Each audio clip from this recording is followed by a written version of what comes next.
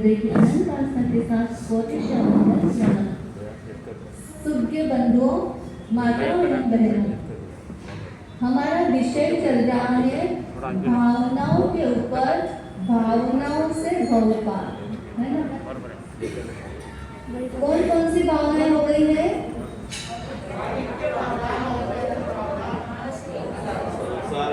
हाँ हाँ हाँ, और अशुचि भावना, 6 भावना हमारी हो गई है ना। तो आज हम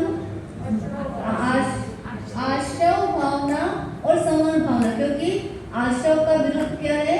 संवर, दोनों को कंबाइन कर लेंगे, है ना। आश्रव और संवर, आश्रव का अपोजिट संवर, तो दोनों भावना इंटरकनेक्ट है। क्या करने से आश्रव, क्या नहीं करने से संवर, तो दोनों भावना एक साथ में हम कवर करेंगे। तो आश्रव का मतलब क्या? कर्मों के आने के द्वार, वो सब क्या है? आश्रव कहलाते हैं। अगर घर के अंदर खिड़कियां खुली हुई हैं, दरवाजे खुले हुए हैं, तो क्या आ जाएगा? हाँ, क्या आएगी? अरे मिट्टी आएगी, गंदगी आएगी, और अभी तो बारिश का मौसम है तो पानी भी आएगा, है ना। तो ये जो खिड़कियां है, वो घर की खिड़कियां, वो क्या हो गई? आश्रव के द्वार, यानी जो गंदगी है, पानी है, कचरा है, उसके आने के द्वार क्या हो गई है? खिड़कियां हो गई है। तो उस जैसे आप क्या करते हो, दोनों भावना हम कंबाइन करके चलेंगे, है ना। तो वो आश्रव हो गया, और आपने देखा है कि खिड़कियों से पानी आ रहा है, दरवाजे से डस्ट आ रही है, खिड़कियों से डस्ट आ रही है, तो आप क्या देखिए, क्या करोगे? बंद कर देंगे। जब हमें पता चल गया कि गंदगी आने के, कचरे आने के, पानी आने के द्वार खिड़कियां हैं, दरवाजे हैं, तो क्या कर दोगे? बंद कर दोगे। और क्या हो गया? आश्रव हुआ, संवर हुआ, है ना। आश्रव, खिड़कियां खुली है, दरवाजे खुले हैं, उसमें से गंदगी आ रही है, कचरा आ रहा है, मिट्टी आ रहा है, पानी आ रहा है, सब कुछ आ रहा है, ये तो क्या हो गया? आश्रव हो गया। आपने देखा कि इन कारणों से जो कारण बने हैं आश्रव के, जो कचरे के, जो पानी के, उनको बंद कर दिया, तो क्या हो गया? संवर हो गया। अब संवर हो गया, आश्रव हो गया। देखिए 8 महीने स्थानक क्या होता है? बंद रहता है ना। हाँ, 8 महीने स्थानक बंद होता है, लेकिन फिर भी उसमें आप देखते हो डस्ट आई हुई है, हाँ, कहीं से पानी आया हुआ है, तो कहीं कोई खिड़की तो खुली नहीं रह गई। क्या चेक करते हैं? कहीं कोई खिड़की तो खुली रह गई कि नहीं रह गई? 8 महीने को स्थानक की देखरेख इतनी विशेष होती नहीं है। तो 4 महीने के बाद आप क्या करते हो? पूरे स्थानक की 4 महीने के लिए स्थानक खुलता है ना, तो पहले क्या करते हो? पूरी सफाई, क्लीनिंग करते हो ना। हाँ, अभी क्लीनिंग करेंगे, वो आगे की बात करेंगे अगली भावना के अंदर। तो अभी हमारी 2 भावना एक साथ चलेगी। तो रास्ता बंद कर देते हैं, तो क्या हो गया? संवर हो गया। देखिए बंधुओं, आश्रव के कितने द्वार हैं? तत्वार्थ सूत्र के अंदर सूत्र आता है, शुभ पुण्यस्य अशुभ पापस्य स आश्रव। कितने, कौन कौन सा? शुभ भी आश्रव कह दिया तत्वार्थ सूत्र ने, और अशुभ को भी आश्रव कह दिया। शुभ पुण्यस्य अशुभ पापस्य। देखिए बेड़ी चाहे सोने की हो, चाहे लोहे की, बंधन तो बंधन है ना। चाहे आपको सोने की जेल में बंद कर दे, चाहे आपको लोहे की जेल में बंद कर दे, फिर भी क्या है? बंधन है ना। तो ये आश्रव है। देखिए आश्रव के जो द्वार है, काय वांग मनः कर्म योग, 3 द्वार पहले सूत्रकार तत्वार्थ सूत्र ने बताया। काय वांग मनः कर्म योग, यानी काया यानी शरीर, वांग यानी वाणी, वचन, और काय, वांग, मन और मन, ये तीनों क्या है? आश्रव के द्वार है। मन आश्रव का द्वार है, वचन आश्रव का द्वार है, और काया भी क्या है? आश्रव का द्वार है। और 5 आश्रव द्वार, और हम इसकी चर्चा करेंगे आगे। 5 आश्रव द्वार और बताएंगे। कौन से? मिथ्यात्व, आप प्रतिक्रमण किसका करते हो? 5 प्रतिक्रमण, है ना? मिथ्यात्व का, अविरत, अवरत का, प्रमाद का, कषाय का, अशुभ योगों का। तो ये 5 कितने हो गए? 3 और 5 कितने हो गए? 8। और जो ये कषाय है, इन कषायों को अनंतानुबंधी कषाय, हाँ, अप्रत्याख्यान कषाय, प्रत्याख्यान कषाय, संकलन कषाय, कितने हो गए? 4। कितने हो गए? 12 हो गए। और 5 इंद्रियों का आश्रव का, 5 इंद्रियां, 5 इंद्रियों से भी क्या हो रहा है? आश्रव हो रहा है। कितने हो गए? 17 हो गए, है ना? फिर अपने उपकरणों को व्यवस्थित रूप से नहीं रखना, ये भी आश्रव है। हाँ, सुई कुशाग्र मात्र भी सही स्थान पर व्यवस्थित नहीं रखना, ये भी क्या है? आश्रव है ना? तो ऐसे ये 20 आश्रव बताएंगे, और 20 ये इनका अपोजिट हो जाएगा, तो 20 ही संवर हो जाता है। अभी देखिए, मन जो है, मन से हम आश्रव कैसे होता है? हमारे मन के अंदर विचार उठे और फिर कल्पना ने जन्म लिया। कोई भी विचार उठ सकता है, फिर हम उसकी कल्पना करते हैं मन के अंदर, और फिर उसके प्रति प्रतिक्रिया करते हैं, मानसिक प्रतिक्रिया करते हैं, और फिर हमारा भाव या इरादा हमारा मजबूत होता है। तो एग्जाम्पल इसमें देते हैं कि उसने मेरा अपमान कर दिया। अभी यहाँ पर बच्चे सुनो, हाँ इधर आ, तीर्थेश, मुझे याद है तीर्थेश है ना? हाँ इधर आ तीर्थेश। देखो बच्चे आते हैं ना, तो बच्चों के नाम भी हमको याद हो जाते हैं, है ना? अभी तुम्हारा क्या नाम है बच्चों? धैर्य। धैर्य, हाँ, पेशेंस की सबसे ज्यादा आवश्यकता है। और तेरा? हाँ, क्या? जिनेश। दो ईश यहाँ पे है हमारे। क्या बात है, अच्छे नाम रखे हैं सबके, है ना? तो तीर्थेश, मैं तुमसे प्रश्न करती हूँ, अगर तुम्हारा कोई अपमान कर दे तो तेरा रिएक्शन क्या होगा? तेरी प्रतिक्रिया क्या होगी बच्चे? हाँ, इंसल्ट कर देता है। कोई इंसल्ट करता है तो क्या लगता है? धैर्य। तो क्या करता है? हाँ, गुस्सा आता है। Very good. तो क्या हुआ? देखो बेटा, हाँ देखो, मन के अंदर किसी ने हमारा अपमान कर दिया, तो मन के अंदर क्या आता है? गुस्सा आता है, उसके प्रति बदले की भावना आती है, उसके प्रति ईर्ष्या की भावना आती है। मैं इसको सबक सिखा करके रहूंगा। क्या आता है? हाँ, क्रोध आता है मन में कि मैं क्या करूंगा?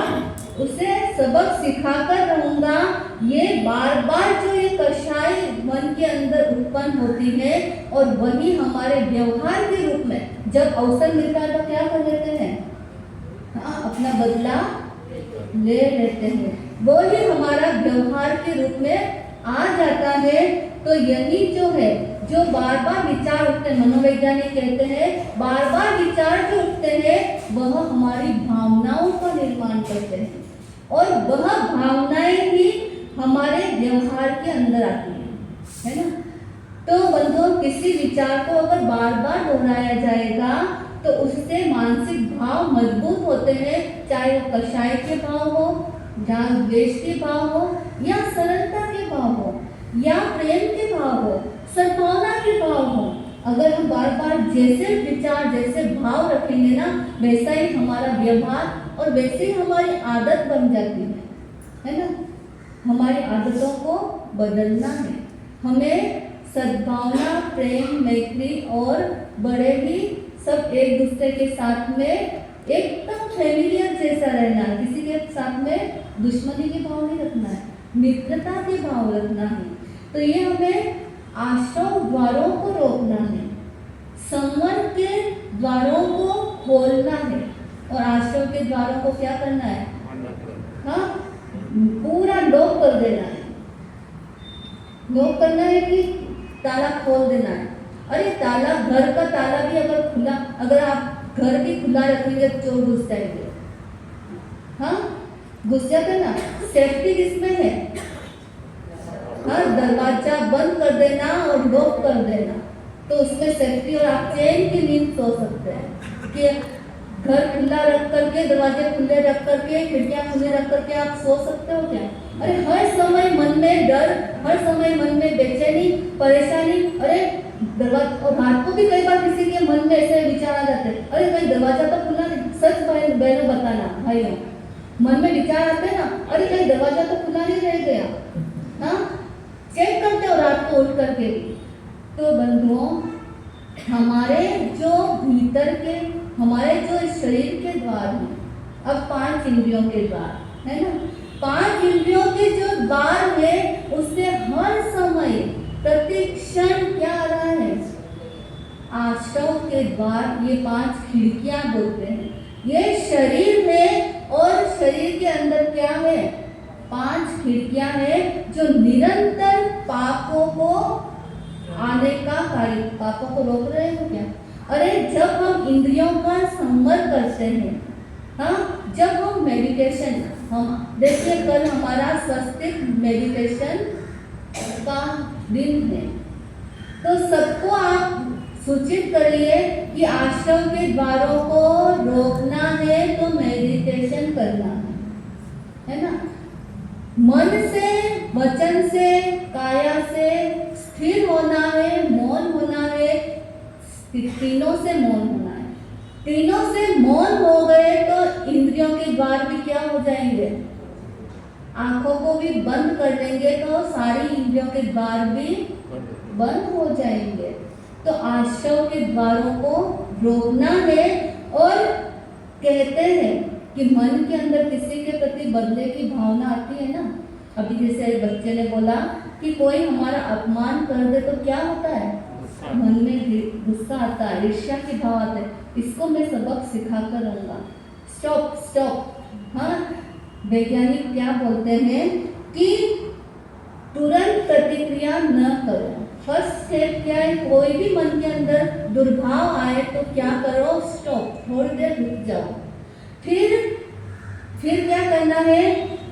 नोटिस करना अपने आप को कि मेरे मन के भाव क्रोध के तो नहीं आ गए, मुझे रुक जाना है। क्रोध में कुछ भी बोला तो क्या हो जाएगा? अनर्थ हो जाएंगे और सारे रिश्ते क्या हो जाएंगे? पल भर में टूट जाएंगे। हाँ, क्रोध के अंदर आप क्या अच्छे शब्द बोल सकते हो क्या? नहीं बोल सकते हैं। तो कहते हैं फर्स्ट स्टेप, अगर मन किसी ने हमारा अपमान भी कर दिया, किसी ने हमारा बुरा भी कर दिया तो भी क्या है? 3 स्टेप बताएंगे। सबसे पहले स्टॉप, रुक जाओ, फिर नोटिस करो और फिर चूज, यानी अपने अंदर देखो कि क्या ये हो मेरा व्यवहार अच्छा रहेगा, मैं इसे इस प्रकार बोलूँगा तो क्या मेरा ये व्यवहार उचित है, यह मन के अंदर तय करना है। उसके बाद में बोलना है। ये वचन योग है। क्या है? वचन योग है। और तीसरा है काया का योग, यानी शरीर का योग। शरीर का योग कैसे करना है? सारी इंद्रियों को कंट्रोल में रखना। अब मेडिटेशन में कल आपको इसका अभ्यास भी कराया जाएगा। अपने भावनाओं को देखें, किंतु भावनाओं के अंदर बहना नहीं है। हाँ, भावनाओं के अंदर बह जाएंगे तो जैसा मन के अंदर भाव आएंगे वैसा अगर कर दिया, किसी के प्रति बुरा कर दिया तो क्या होगा? हमेशा के लिए वो हमारे से दूर हो जाएगा, है ना। तो हमारे जो भाव है उनको देखना है और भावनाओं में बहना नहीं। ये शरीर का योग है, यही काय योग है। चोरी के भाव आए और चोरी करने निकल गए तो क्या हो जाएगा? पुलिस पकड़ के ले जाएगी। तो संयम रखना है, यही संवर है। क्या है? हमें अपने इंद्रियों के ऊपर संवर रखना है। तो यही क्या हो गया, संवर हो गया। तत्वार्थ सूत्र में आता है मिथ्या दर्शना विरत प्रमाद कषाय योगा बंध हेतव। बंध के कारण कितने हैं, जो आप 5 प्रतिक्रमण करते हो। मिथ्या दर्शन का मतलब क्या है, जो वास्तविक है उसे गलत समझना। ये क्या है, मिथ्या दर्शन यानी मिथ्यात्व। हम जो सही है वास्तविकता में वो गलत नहीं है, लेकिन उसे गलत समझ लेना, यही हमारा मिथ्या दर्शन है। और अविरति यानी अव्रत, जो हमने व्रत नियम किए हैं उनको बार बार रिवाइज करना चाहिए, है ना। रिव्यू, आजकल रिव्यू करना बहुत जरूरी है। हाँ, कि किसी भी व्रत में नियम में दोष तो नहीं लग गया है। तो ये अविरत यानी व्रतों का देखना। फिर प्रमाद यानी आलस्य नहीं करना, सावधानी पूर्वक जागरूकता रखना। प्रमाद का प्रतिक्रमण करते हैं ना। और कषाय, क्रोध मान माया लोभ, ये 4 कषाय, अनंतानुबंधी कषाय, अनंत संसार को बढ़ाने वाले। हाँ, तो ये अप्रत्याख्यान कषाय, जो प्रत्याख्यान व्रत नियम आदि नहीं कर सकते हैं, है ना, ये अप्रत्याख्यान कषाय। और प्रत्याख्यान कषाय, प्रत्याख्यान हमने व्रत नियम आदि किए हैं, किंतु व्रत नियम आदि करने के बावजूद भी हमारा विवेक नहीं रहा और हमने कषाय कर दिया। उसके अंदर कषाय का व्यवहार हो गया, तो उसका भी प्रतिक्रमण किया जाता है। और संज्वलन कषाय कैसी होती है, बहुत हल्की, यानी जैसे ही उसको मन में भाव आया क्रोध का, तुरंत उसका प्रतिक्रमण, शीघ्र उसका प्रतिक्रमण कर जाता है। तो ये संज्वलन कषाय कहलाती है। बंधुओं, जो संवर भाव है, संवर भावना है, जे आसवा ते परिसवा, जे परिसवा ते आसवा। जो आश्रम के द्वार है वो ही परिसवा यानी संवर के द्वार बन जाते हैं। अभी आपको मैंने बताया ना कि दरवाजे खिड़कियां बंद कर दी तो संवर, है ना, रोक दिया ना, तो जे आसवा ते परिसवा, वही परिसवा, वही क्या है, संवर हो जाता है। और जे परिसवा ते आसवा, जो परिसव संवर है वो आश्रम को बन जाते हैं। जो संवर के द्वार है वो आश्रम को बन जाते हैं। बंधुओं, अब ये स्थानक देखिए, यहाँ पर हम बोलते हैं ये संवर का द्वार है ना। यहाँ पर संवर, हमने अपने घर बार को छोड़ दिया, सबको छोड़कर कहाँ पे आ गए, स्थानक में आ गए। और किसी के मन के अंदर ये विचार आ जाता है कि मेरे घर के अंदर क्या हो रहा है, तो वही आश्रम का द्वार बन जाता है। दो मित्र जो है कहाँ चले गए, एक कहने लगा, दोनों मित्र आपस में बात कर रहे हैं और कहते हैं कि देखो आज हम पिक्चर देखने चलते, सिनेमा देखने चलते हैं। बच्चों सुनना ध्यान से, धैर्य और जिनेश और तीर्थेश, आज हमारे बच्चे हैं दो, तुम दोनों आपस में बात करते हैं ना। हाँ, जिनेश और धैर्य दोनों आपस में बात कर रहे हैं कि चलो आज तो हम सिनेमा देखने चलते हैं। तो जिनेश बोलता है कि नहीं, मुझे आज सिनेमा नहीं, गुरु महाराज आज सैटरडे है, आज हॉलीडे है, तो क्यों ना मुझे क्या करना है, गुरु महाराज के दर्शन करना है और प्रवचन सुनना है। तो कहाँ आ गया वो, स्थानक में आ गया, है ना। और धैर्य बोलता है कि नहीं, मुझे तो आज सिनेमा ही देखना है, और वो कहाँ चला गया, सिनेमा देखने के लिए चला गया। ठीक है, अब देखो जिनेश जो है वो यहाँ पर बैठा हुआ व्याख्यान सुन रहा है और उसके मन के भाव कहाँ चले गए, सिनेमा देखने के लिए, कि अरे कितना अच्छा होता कि मैं भी मेरे मित्र के साथ में सिनेमा देखने जाता। तो उसके भाव क्या हो गए, आश्रम के कारण बन गए ना। और वो जो धैर्य है वो सिनेमा देखना, उसका मन ही नहीं लग रहा सिनेमा देखने में, और वो क्या विचार करता है कि अरे मुझे तो कितना अच्छा होता है, मैं भी गुरुओं की वाणी सुनता, मेरी आत्मा और मन भी पवित्र हो जाते, तृप्त हो जाते। तो उसके भाव कैसे बन गए? संवर के भाव बन गए, है ना। तो देखिए बंधुओं, बहुत बड़ी बात है, आप लोग सब कुछ छोड़ करके आते हैं और कहाँ पर आते हैं उसका भी पवित्रता बनाए रखना है। हाँ, सिर्फ शरीर से प्रेजेंस नहीं होना है, मन से, आत्मा से, कर्म से, वाणी से और शरीर से, सबसे आपकी उपस्थिति। लेकिन हमने यहाँ चंद्रनगर में नोटिस किया, किसी को भी एक झपकी नहीं आती है। बहुत अच्छा क्षेत्र है, कई इतना समय हो गया है, बहुत ध्यान से हमारे श्रोता बहुत ही अच्छे हैं, बहुत जागरूक है। हाँ, मैंने कभी भी आप किसी को झपकी लेते हुए नहीं देखा है। हाँ, तो देखिए ये बहुत अच्छा है आप लोगों का कि आप पूरी तरह से आश्रमों को छोड़ करके संवत के अंदर आ जाते हैं। बंधुओं, ये जो हमारी आत्मा है, शरीर जो है, शरीर क्या है? नाव है, और आत्मा क्या है? नाविक है। शरीर हमारा साधन है, साध्य नहीं है। साध्य कौन है? हमारी आत्मा। ये तो हमारे सम्यक दर्शन, ज्ञान, चारित्र यानी मोक्ष मार्ग पर। हाँ, सम्यक दर्शन, सम्यक ज्ञान, सम्यक चारित्र को प्राप्त करने के लिए, मोक्ष की सीढ़ी के ऊपर बढ़ने के लिए साधन क्या है? शरीर है। तो हमें अपने शरीर को भी संभालना है और अपने मन को, वाणी को, सबको संभालना है और संवर करना है। शरीर को नाव कहा है और नाविक आत्मा को कहा है। इसी प्रकार 5 इंद्रियां और मन का ताला लगाना भी जरूरी है ना। 5 इंद्रियों का और मन का भी ताला लगाना जरूरी है। कहते हैं कि अगर 5 इंद्रियां खुली रह गई, तो अभी आप लोगों ने सुना ना कि सारे आश्रव 5 इंद्रियों से आ जाते हैं। और इंद्रियों की श्रेष्ठता किसमें है?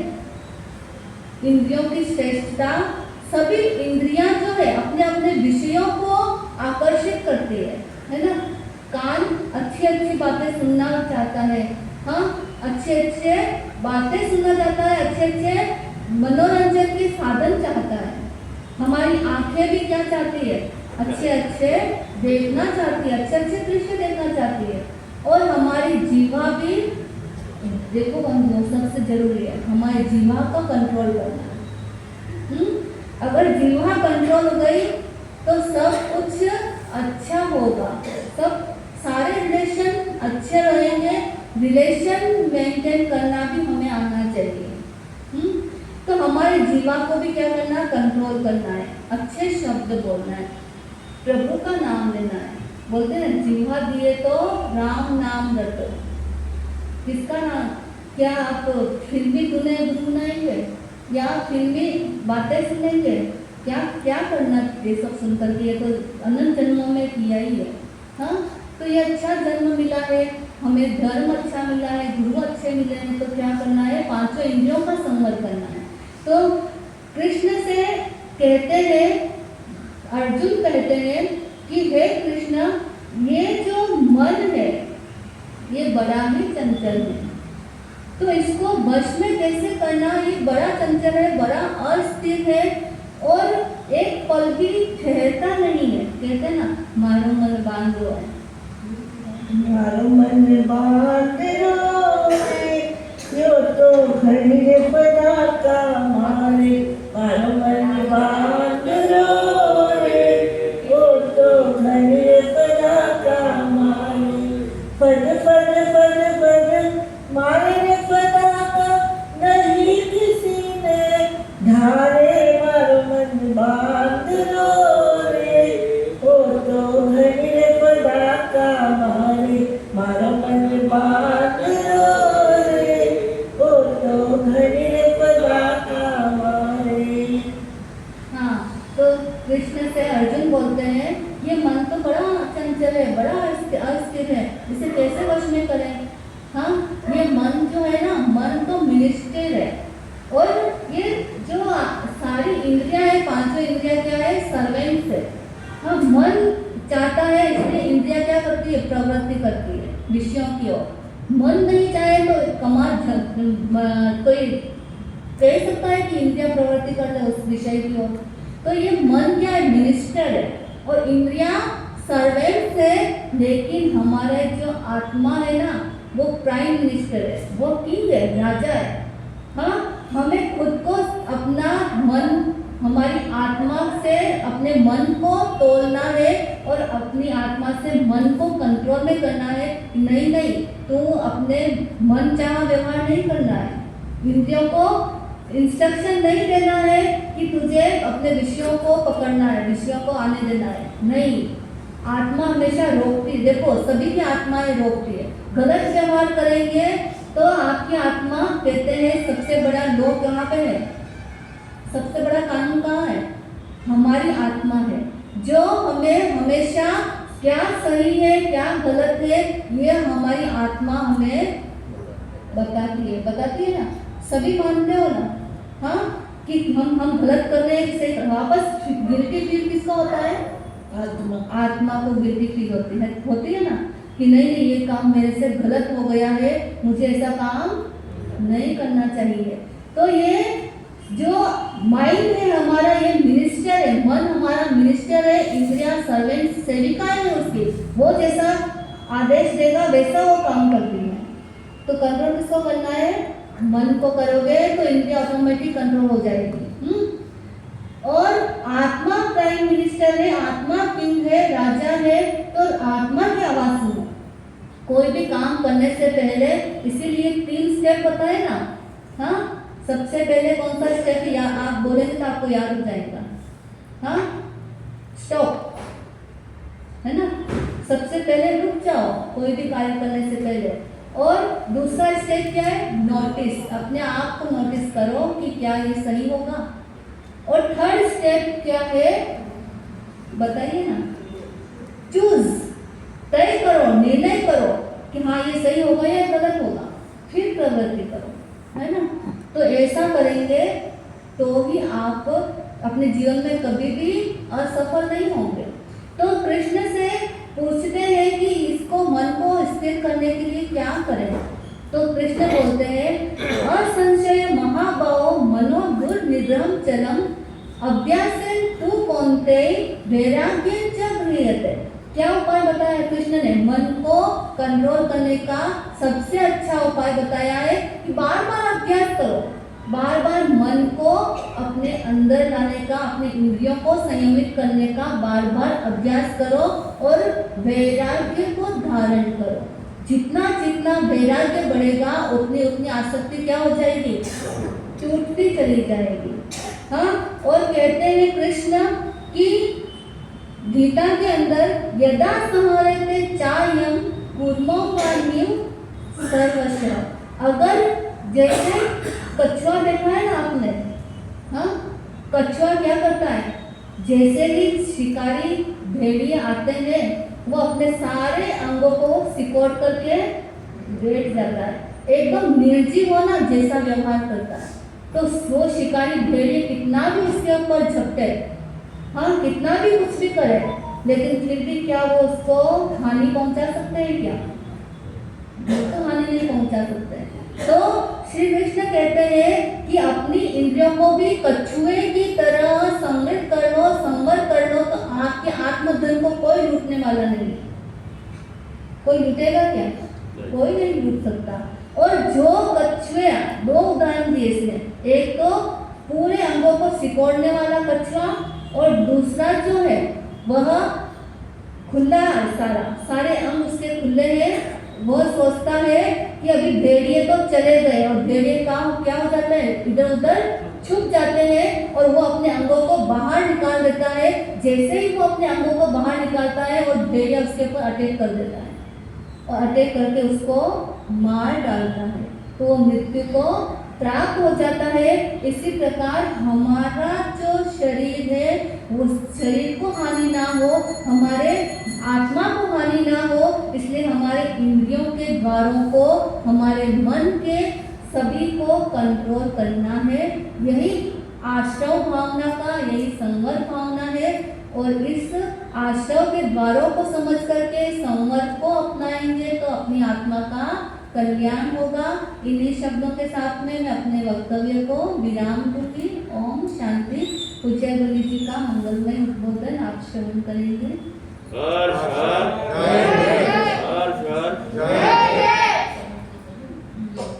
शासन पिता देवानंद चरण तीर्थंकर श्रमण प्रभु महावीर स्वामी के पावन श्री चरणों में हृदय के अनंत आस्था के साथ कोटिशय वंदन में परम पूज्य आचार्य भगवंत उपाध्याय भगवंत आराध्य गुरुदेव गुरु जी महाराज सबके पावन श्री चरणों में हृदय के अनंत आस्था के साथ वंदन नमन। स्नेही सहयोगिनी महासती प्रशंसा श्री जी, चंदन नगर के धर्मनिष्ठ श्रावक श्राविकाओं भाइयों एवं बहनों, जागृति का संदेश लेता हुआ चातुर्मास आता है और अभी ये आनंद सप्ताह, आनंद केसर सप्ताह चल रहा है।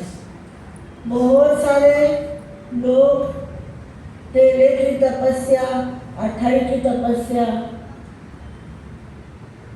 करते हैं और गुरुदेव को क्या करते हैं, अपना समर्पण देते हैं, क्योंकि उनको क्या चाहिए, उनको कोई रुपया पैसा तो नहीं चाहिए, कोई धन दौलत नहीं चाहिए।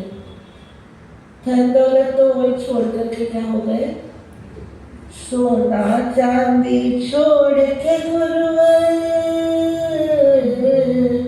सोना चांदी छोड़ के गुरुवर हो गए आप निहार। धन वाले कंगाल है गुरुवर, आप है माया मार। धन वाले कंगाल है गुरुवर, आप है माया मार। जिस रास्ते से तुम गुजरे वो भक्तों से भर जाए, जो भी शरण तुम्हारी आए बिन मांगे वो पाए। श्रद्धा भाव से भर देंगे हो, श्रद्धा भाव से भर देंगे जीवन की तेरी झोली। धन वाले कंगाल है गुरुवर, आप है माला मार। धन वाले कंगाल है गुरुवर, आप है माला मार। तो बंधुओं, शक्ति के अनुसार भक्ति होती है। जिसकी जैसी शरीर की क्षमता हो, भगवान ने कहा उस तरह से क्या करना चाहिए, अपने जीवन को समर्पित करना चाहिए। 12 अंग है तपस्या के, अनशन भी है, उन्नोदनी भी है, रस परित्याग भी है। तो रस परित्याग भी तप है। आयन भी करते हैं तो उसमें क्या है, सारे रसों का त्याग है। एकासना करते हैं तो बंधन है, एक समय में जो भी खाना है खा लेना है। और उपवास करते हैं तो पूरे चारों भक्त का त्याग।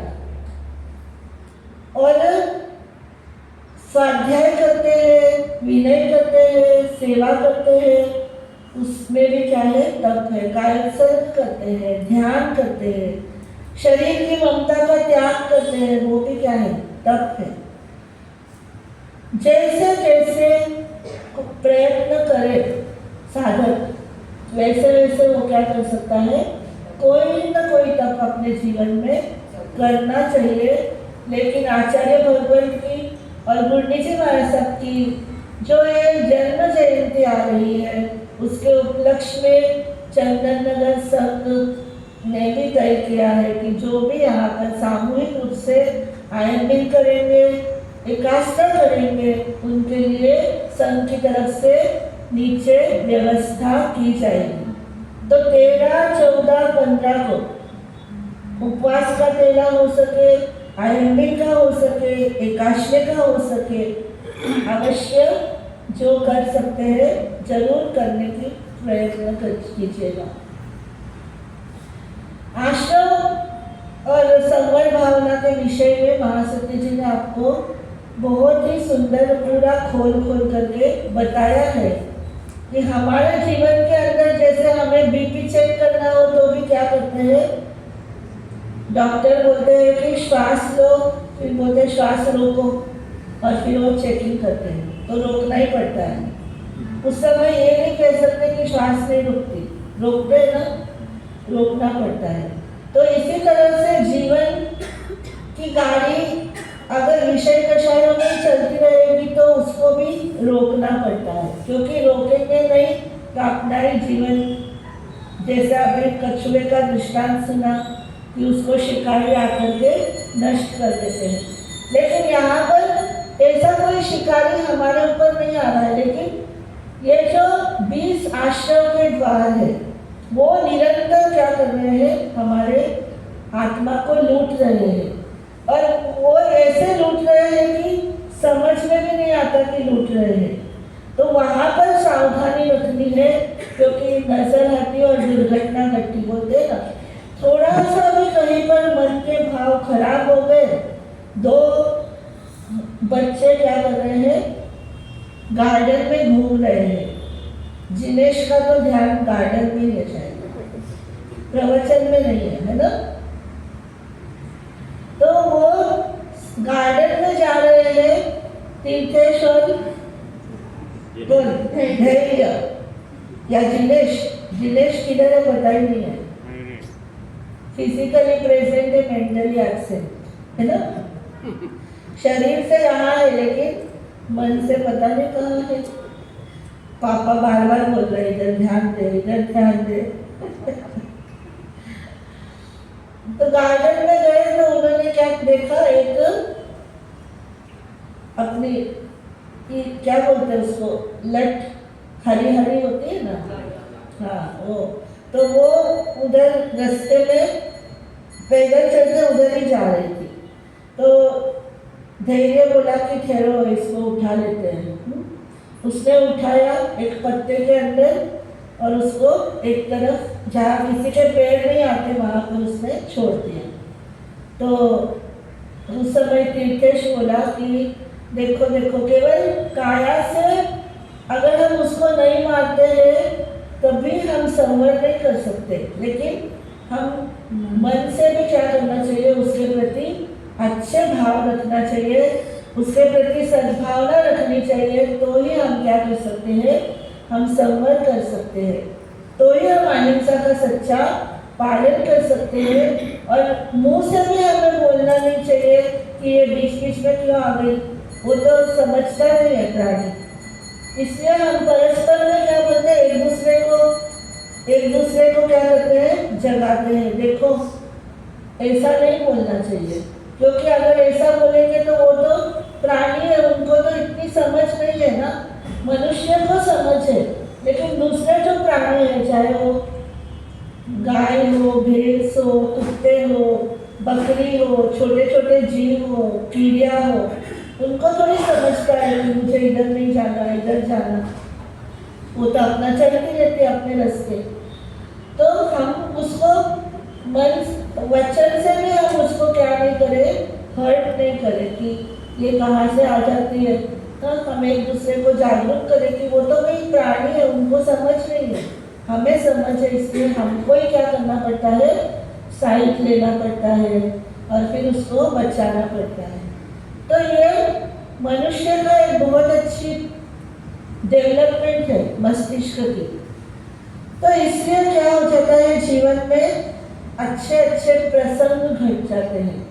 बड़े बड़े राजा, राजकुमार, चक्रवर्ती, तीर्थंकर परमात्मा, बड़े बड़े भोगों के विपुल सामग्री होकर के भी क्या कर लेते हैं, संयम के मार्ग पे, निर्जरा के मार्ग पे, संवर के मार्ग पे बढ़ते चलते हैं।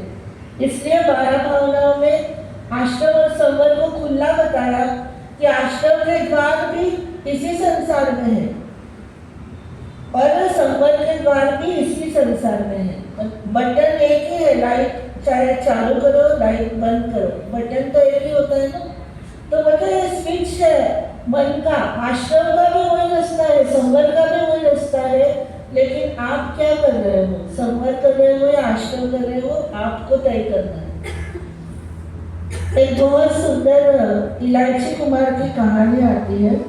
अगर संवाद में अपन लेके देखिए हमारे बहने 81 पेज नंबर है, 81 नंबर पेज पे। तो इलायची कुमार क्या था, बहुत बड़ा सेठ का एक पुत्र था। देखो अभी ये देखोगे आज भी वही सब समझ में आता है कि आज भी ऐसी परिस्थितियां आती है। विनती करके कहता हूँ मैं, सुन लो सब परिवार, मुझको तो माता जाना है नटवी के लाल, मुझको तो माता जाना है नटवी के लाल। एक दिन क्या हुआ, नगर के अंदर पहले ऐसे खेल ऐसे नहीं होता था, सीरियल है, टीवी है, था क्या पहले। हमारे सतीश भाऊ है, राजू भाऊ मुथा है, हमारा खिवसरा भाऊ है, इनको पता है, हमारे भूपेश जी है, इनको पता है पहले क्या टीवी थी क्या। नाटक देखते थे, रामलीला देखते थे, नाटक होते थे। ऐसा ही ये भी नाटक नगर में हो रहा था। और जो खेल रही थी एक हीरोइन, आजकल हम हीरोइन बोलते हैं, उस समय नटवी बोलते थे, नर्तकी नटवी। तो वो नटवी जब वो खेल रही थी, नाच रही थी, अपना प्रस्तुति दे रही थी, तो इलायची कुमार उसको देख करके क्या हो गए, मोहित हो गए और कहने लगे कि मुझे तो इस नटवी से ही क्या करनी है, शादी करनी है। माता पिता कहते हैं इतना अच्छा, अपन अच्छे खानदान में पैदा हुए। अशोक भाऊ क्या बोलते हैं कि इतने अच्छे खानदान में हम पैदा हुए हैं और तू किसके साथ ऐसे कुल खानदान की बहू लेके आएगा, ऐसा मत कर। तो माँ कहती है सुन लो बात हमारी बेटा, हम कुल उच्च आचार, सुन लो बात हमारी बेटा, सुन लो बात हमारी बेटा, हम कुल उच्च आचार, ऐसी तो शादी कर देंगे हम तेरी 1000। ऐसी शादी तो 1000 कर देंगे, ऐसी लड़कियां चाहिए तो, इसलिए ऐसा मत कर। मेरा मन नटवी में है कैसे भूल, मेरा मन नटवी में है कैसे भूल, बिन उसके संसार तो लगता है शूल, बिन उसके ही जीने से तो, बिन उसके ही जीने से तो मरना है स्वीकार, मुझको तो माता जाना है नटवी के लाल, मुझको तो माता जाना है नटवी के लाल। 2 लाइन आप लोग बोल सकते हैं ना। बात तुम्हारी सुन के दिल गया मचल मचल, पिता कहते हैं अभी भी कहते हैं तुम्हें जाओ संभल संभल, बात हमारी मानो बेटा, बात हमारी मानो बेटा, हम कहे 12,000, ऐसी तो शादी कर देंगे तेरी 1000, ऐसी तो शादी कर देंगे तेरी 1000। समझा के सब रह गए मात पिता परिवार, समझा के सब रह गए मात पिता परिवार, बहन मनाती भाई को ना मानी मनुहार, मध्य रात्रि मानी चले वे, मध्य रात्रि मानी चले वे, आए नट के द्वार,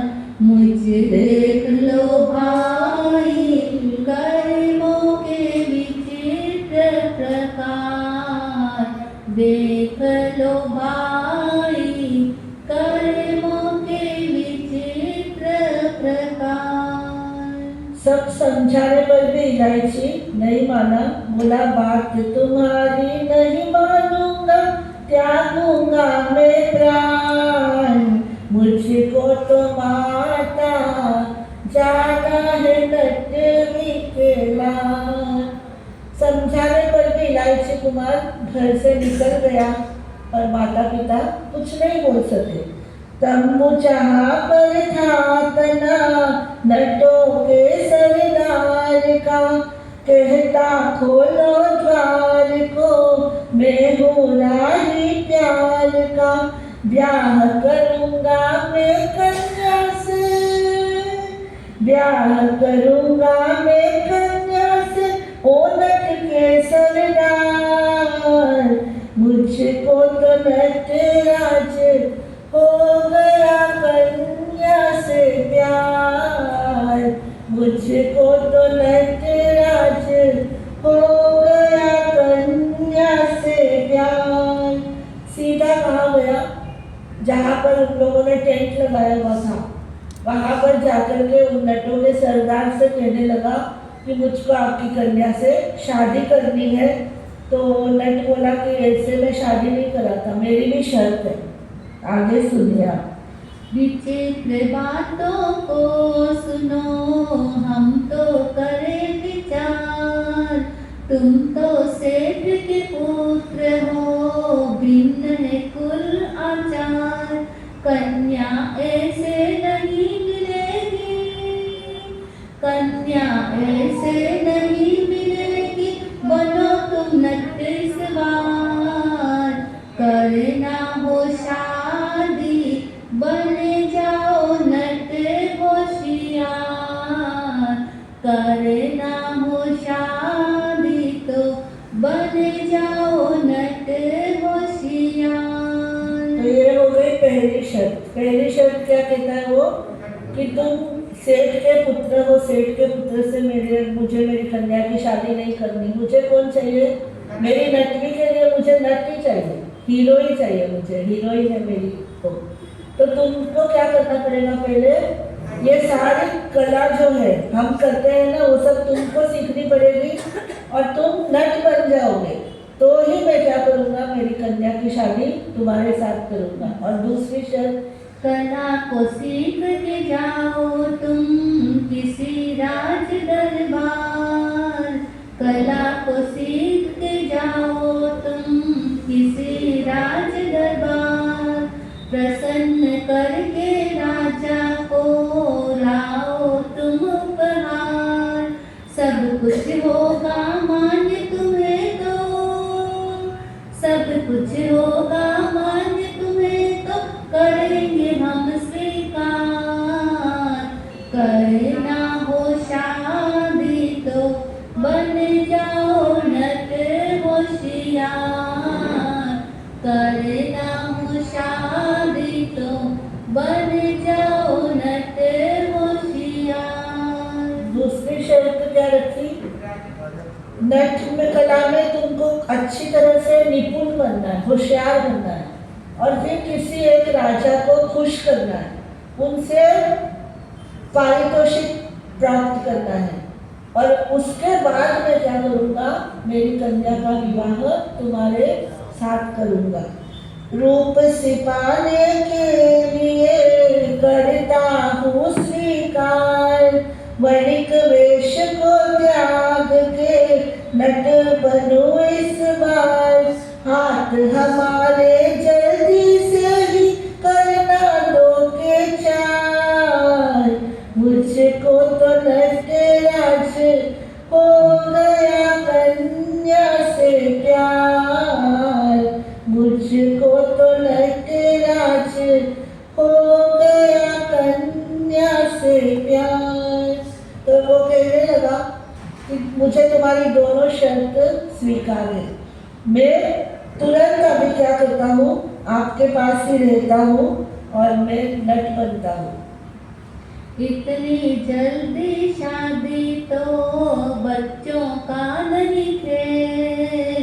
इतनी जल्दी शादी तो बच्चों का नहीं खेल, पैसे का नहीं बैठेगा जब तक ज्यादा मेल, साथ में रहकर कन्या के भी, साथ में रहकर कन्या के भी कर सकोगे प्यार, करना हो शादी तो बन जाओ नट होशियार, करना हो शादी तो बन जाओ नट होशियार।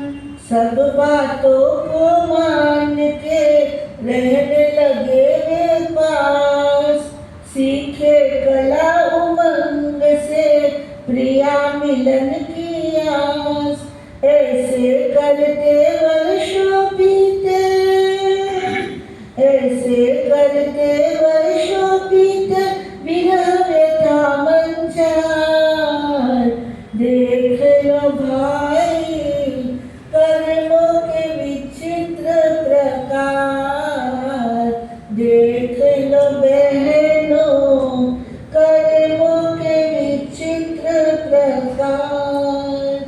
कितने ही वर्ष हो गए, लालसा है कि जल्दी से नटवी से शादी करूं, लेकिन विरह में ही उसके तो वर्षों व्यतीत हो गए, क्योंकि अभी तक सब सीखने के बाद राजा से भी पुरस्कार लेना है, उसके बाद क्या होगा, पैसे कमा करके फिर शादी करना है।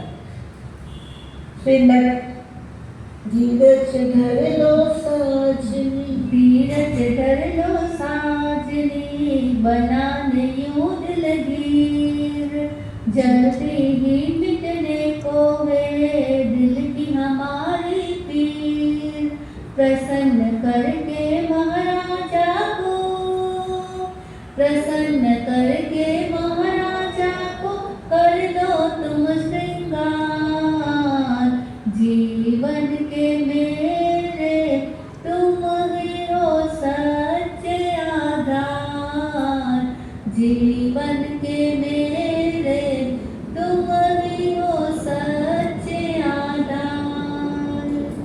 एक दिन एक राजा ने उनको इनवाइट किया, तो वहाँ पर वो लटका खेल प्रदर्शन करने लगे, और ये कैसा था, फिनाले था, फाइनल था उसका क्या। अब राजा अगर इसमें खुश होकर के पारितोषिक दे देते हैं तो इतने वर्षों की साधना उसकी सफल होती है।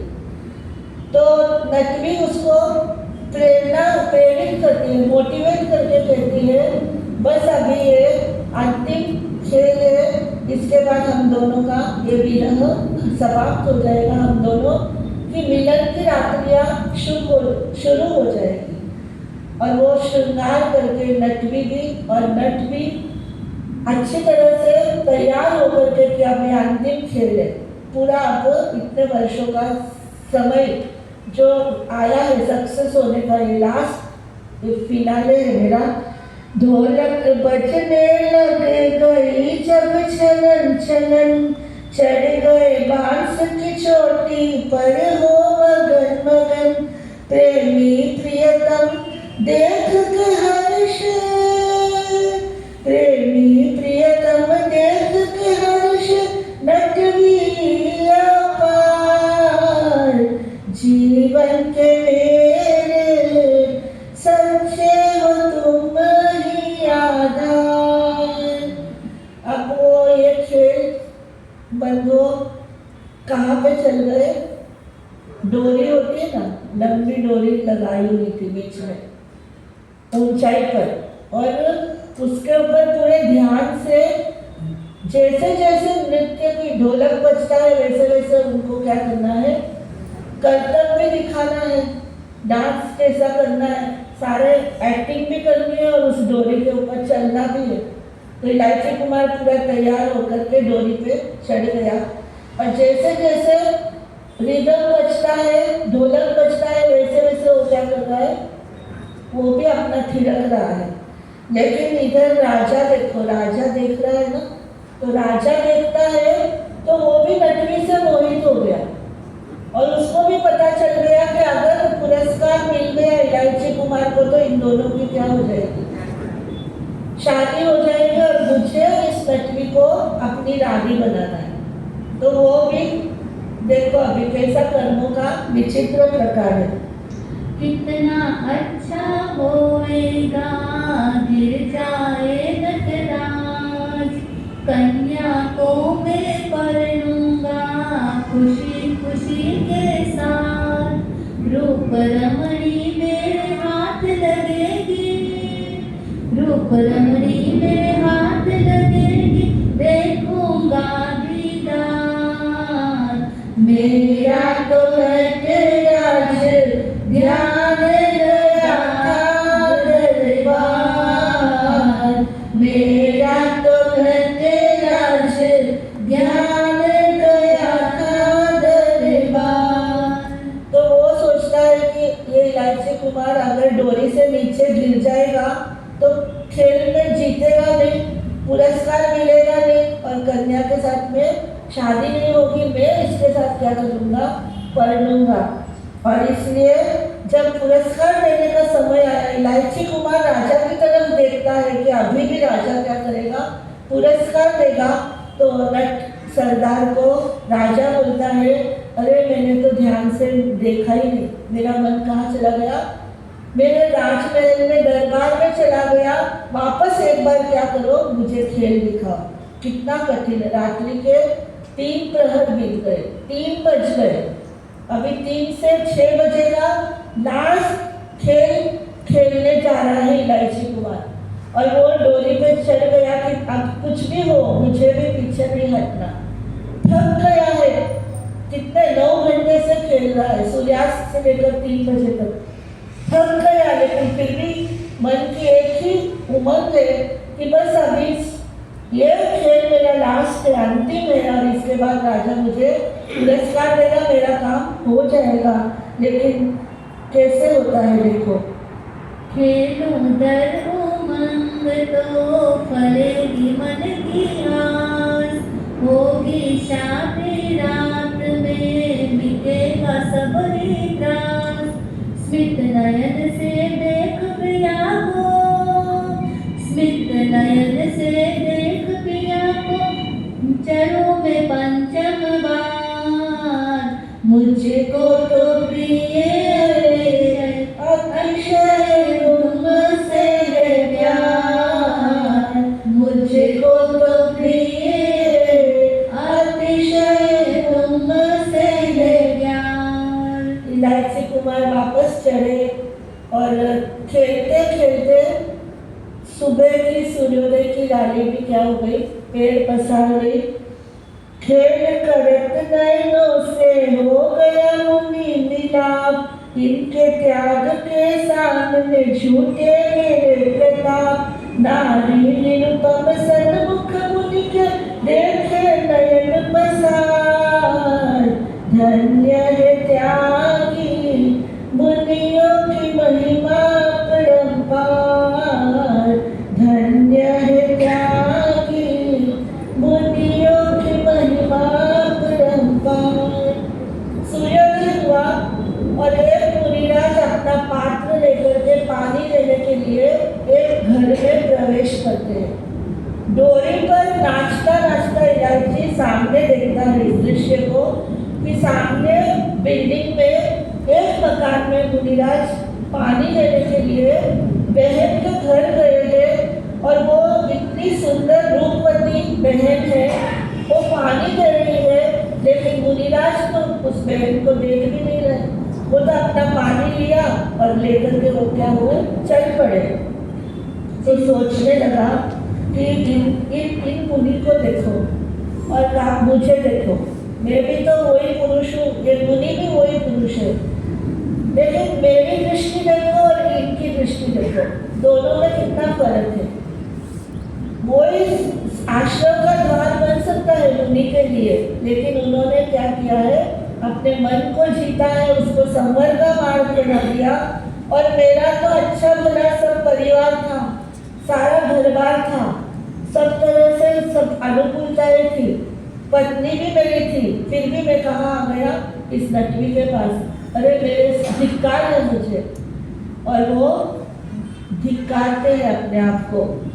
चिंतन करते बांसते अधोमुखी है नैन, पश्चाताप की अग्नि से दिल में पार चैन। आग्रह करती रमणी तो भी, आग्रह करती रमणी तो भी साफ करे इनकार। मुझको तो भगिनी करना है आत्म सुधार, मुझको तो भगिनी करना है आत्म सुधार। इलायची कुमार का मन पश्चाताप से भर जाता है और वो सोचते हैं कि मैंने कितने माता पिता का दिल दुखाया, मेरे भाई बहनों का दिल दुखाया, मेरी पत्नी का दिल दुखाया, सारे बिरादरी के लोग, समाज के लोगों को भी दिल दुखाया। और यहाँ आकर के इन मुनियों को देखो, इस मुनि की तरह मुझे भी क्या करना, संसार ही नहीं चाहिए। इसके लिए इतना बच्चा, कितने वर्ष गवाए, क्या फायदा हुआ? आज भी समय आ गया तो भी राजा मुझे क्या नहीं दे रहे हैं, पारितोषिक नहीं दे रहे हैं। राजा के नयन में भी क्या आ गई, खोट आ गई। आत्मा को धिक्कारते काटे कर्म के जाल, रंग में भंग हुआ देख के बंद हुए सब ताल। उसी समय में कुंवर इलायची पाए केवल ज्ञान। देख लो भाई कर्मों के विचित्र प्रकार, देख लो बहनों कर्मों के विचित्र प्रकार। उज्ज्वल भावों को लिए पाए केवल ज्ञान, बोलो उज्ज्वल भावों को लिए पाए केवल ज्ञान। केवल उत्सव सुर करे देते सब सम्मान, केवल उत्सव सुर करे देते सब सम्मान। ज्योति अंतर में जगाली, ज्योति अंतर में जगाली, बढ़ते जय जयकार। देख लो भाई छोड़ो विषय विकार, देख लो बहनों छोड़ो विषय विकार। इलायची कुमार की एक घटना बहुत प्रसिद्ध है। एक प्रश्न आता है इसका, डोरी पे नाचते नाचते केवल ज्ञान किसको हुआ? इलायची कुमार को। ऐसे भी महान आत्माएं हैं कि जो आश्रम के द्वार भी उनके लिए संवत के द्वार बन जाते हैं। बंधुओं, तो हमारे जीवन में भी यह संवत प्रकट हो। आश्रम के द्वार संसार है ही है, लेकिन इसमें भी हम क्या करें, संवत के मार्ग पे बढ़ते जाएं। ऐसा जिनेश्वर प्रभु का ये शासन का आधार लेंगे तो ही ऐसा हमें ये पतवार मिल गई है। इस पतवार से हमें इस भव सागर को क्या करना, पार करना। जो भी ऐसा करेगा। आज समय थोड़ा ज़्यादा हो गया क्योंकि आज हमारा माइक वाला नहीं आया भाई, 10 मिनट उसमें हमारे वेस्ट हो गए।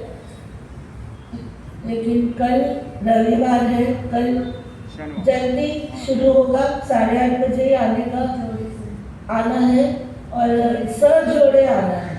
कपल सब काम तो करते हैं साथ में, लेकिन धर्म साथ में करने का यह धर्म अवसर स्थानक में ही मिलता है कि जोड़ी के साथ, धर्म पत्नी के साथ, है ना, पत्नी को क्या बोलते हैं, धर्म पत्नी, क्योंकि धर्म में वो क्या करती है, साथ देती है।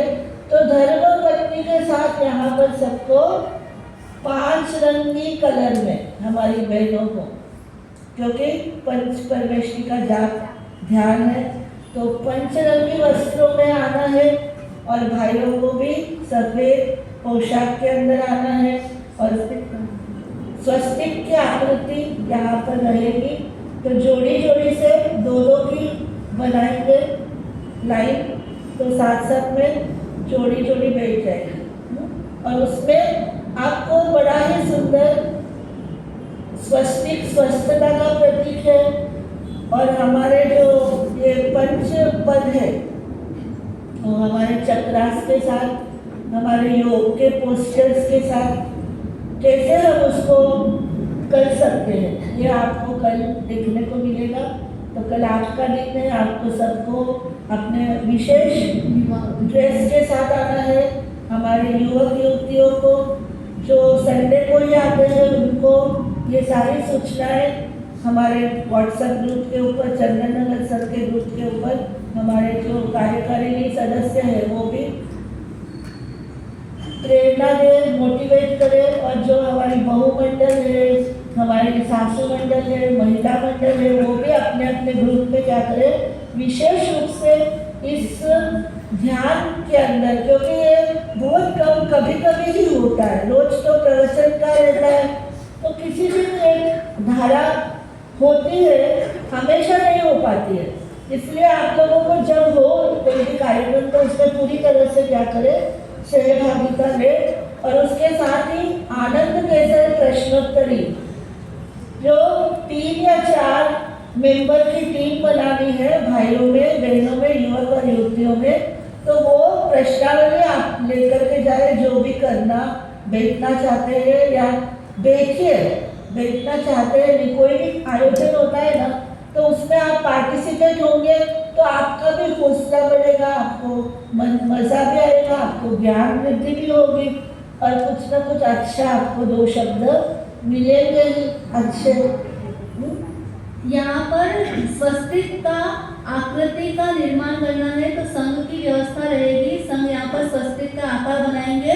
देखिए बच्चे भी बैचलर्स भी आते हैं तो एक छोटा स्वस्तिक यहाँ पे सबसे आगे बैचलर्स के लिए रहेगा और 2 स्वस्तिक आजू बाजू में पीछे रहेंगे, जहाँ पर युवा कपल 2 स्वस्तिक के अंदर बैठेंगे और जो कपल है वो भी स्वस्तिक के अंदर बैठेंगे। तो 108 कपल का यहाँ पर हमको व्यवस्था करने तो बहुत ही सुंदर यहाँ पर आयोजन स्वस्तिक मेडिटेशन का रहेगा। तो सभी एक दूसरे को इन्फॉर्म करें, सभी मैसेजेस पास करें और सभी व्यवस्था के अंदर सहयोगी बने। सुनाई सबको